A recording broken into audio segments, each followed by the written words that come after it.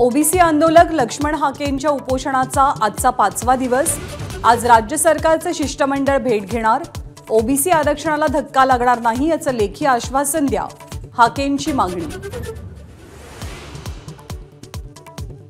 छगन भुजबळ यांच्या पुढाकाराने समता परिषदेची आज मुंबईत बैठक। भुजबळ यांची पक्षातली नाराजी आणि मनोज जरांगेंच्या उपोषणासंदर्भात चर्चा अपेक्षित। आगामी विधानसभा निवडणुकीत 288 जागा लढवणार। ओबीसी संघटनेच्या विदर्भस्तरीय बैठकीत ठराव मंजूर। प्रकाश शेंडगेंची माहिती। विधानसभा निवडणुकीत महायुती 180 जागा जिंकणार। मुख्यमंत्री एकनाथ शिंदेंना विश्वास। 400 पारच्या नाऱ्यामुळे कार्यकर्ते गाफील राहिल्यानं लोकसभेत फटका। शिंदेंची ही कबुली।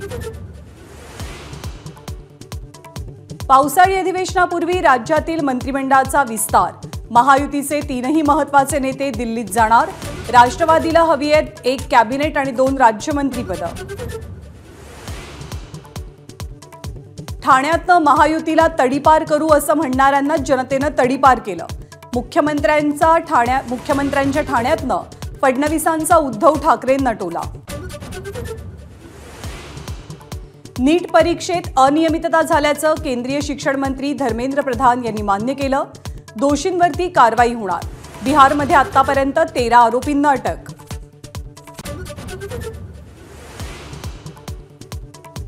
नागपूर कामठी मार्गावर बसची रिक्षाला धडक। अपघातात 2 जवानांचा मृत्यू तर 6 जवान आणि ऑटो चालक जखमी। दोघांची प्रकृती गंभीर।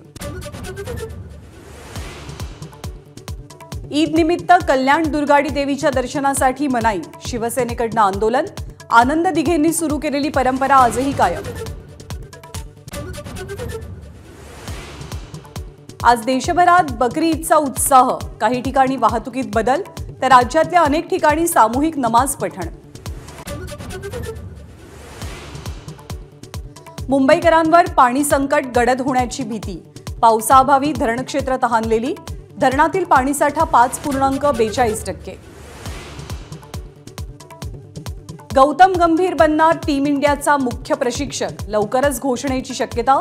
जूनच्या अखेरपर्यंत नावाची घोषणा होण्याचा अंदाज। एबीपी माझा, उघडा डोळे बघा नीट।